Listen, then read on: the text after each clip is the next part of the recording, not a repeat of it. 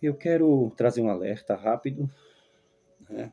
Quero falar de algo muito importante, em tom de alerta, nada a ver com as questões políticas e ideológicas, mas a ver com um despertamento da Igreja do Senhor. Antes de fazer propriamente o alerta, eu gostaria de chamar sua atenção para algumas coisas que têm acontecido na nossa era. Uma das é que o número de jovens cristãos estão abandonando a fé, um grande número de cristãos evangélicos abandonando a fé em razão de fazer faculdade e serem doutrinados numa visão ah, ideológica comunista que não tem mais nome de comunismo, que não recebe exatamente o nome de comunismo, mas de luta pela igualdade social, socialismo, né?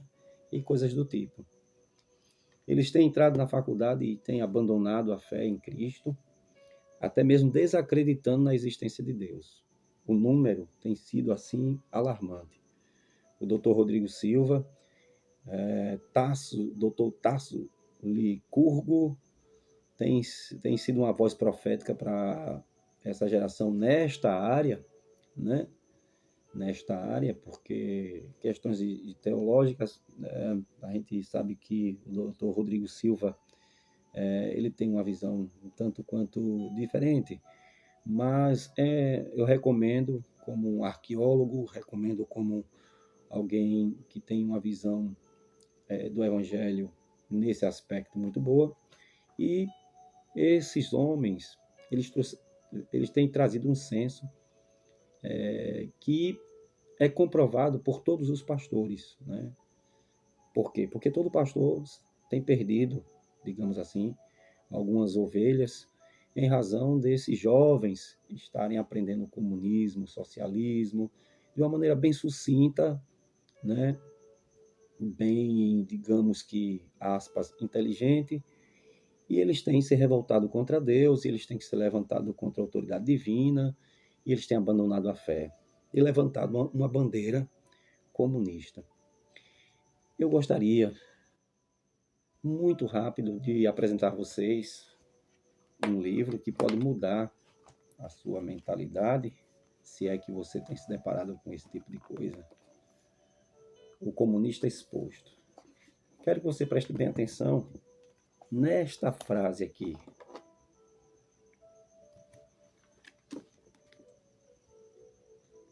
Aqui, ó. Destronando Deus. Fazendo uma leitura rápida sobre esse livro, nós percebemos algumas coisas que revelam o caráter, né, e a verdadeira face do comunismo, do socialismo, né? Então, veja que é uma questão de princípio, uma questão de origem, uma questão que já vem desde muito tempo e que os adeptos dessa ideologia, eles acabam incorporando o espírito dos seus fundadores. E é justamente sobre isso que eu quero fazer uma rápida leitura aqui.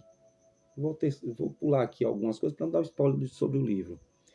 Neste capítulo, nós trataremos de conhecer os dois homens que são responsáveis, né, os dois fundadores do comunismo. Vamos lá, um deles é Karl Marx, o outro é alguém que auxiliou ele, que é Friedrich Engels. Então, nessa obra, vamos tratar de apresentar, né, esses dois elementos aí, essas duas personalidades, não com a nossa perspectiva, mas com a perspectiva deles mesmos, da sua própria biografia, por aquilo que eles escreveram, por aquilo que os seus seguidores escreveram sobre eles. Então vamos lá, algumas características desses dois fundadores do comunismo. Característica deles, né? Isso é a biografia deles que mostra, né? São revolucionários agressivos, violentos, sedentos por poder. Eles eram vistos pelos seus seguidores dessa forma, por aquelas pessoas mais próximas a eles, que escreveram sobre eles, vivenciaram ao lado deles muitas coisas, e deixo bem claro que eles eram dessa forma. E se você perceber, todo revolucionário, todos eles, Che Guevara,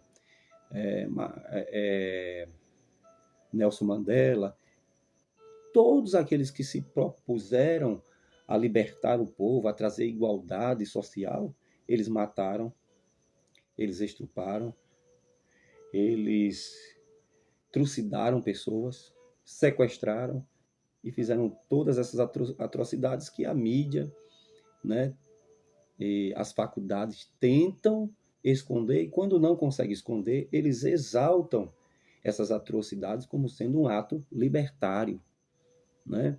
A própria Dilma Rousseff um dia disse que não se envergonhava de ter mentido, roubado, explodido e feito coisas terríveis em nome da libertação. Todo mundo conta uma versão da sua história da maneira que quer, né? Então, o pior criminoso ele pode ser tido como um herói, a depender de como ele expõe a sua história.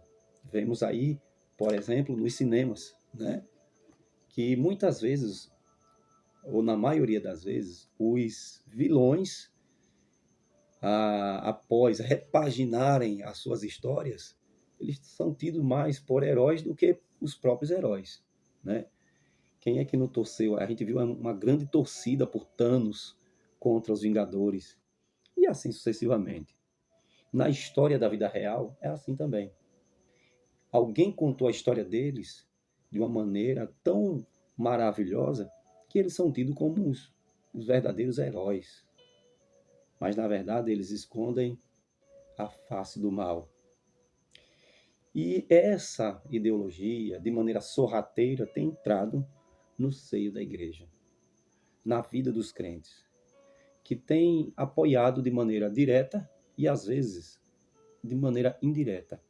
Hoje, a personificação dessa ideologia no nosso país é apresentada, né, pela pessoa do nosso atual presidente, Lula, né?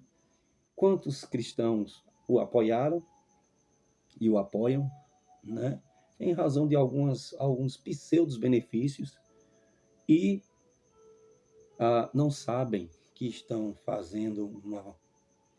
dando força para essa ideologia crescer ainda mais na nossa nação.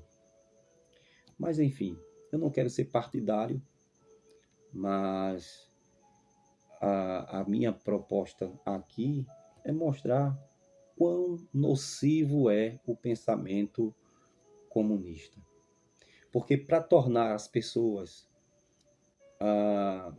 iguais, dar direitos iguais, eles precisam ser agressivos, violentos, né, e sedentos pelo poder. Algumas perguntas devem ser feitas para alguns comunistas praticantes, né? São aqueles que, de maneira ferrenha, detêm essa ideologia. Uma das perguntas é: por que os autores marxistas consideraram o fundador do marxismo um gênio, mesmo sabendo, admitindo, que ele era um homem violento, briguento, controverso e um ditador?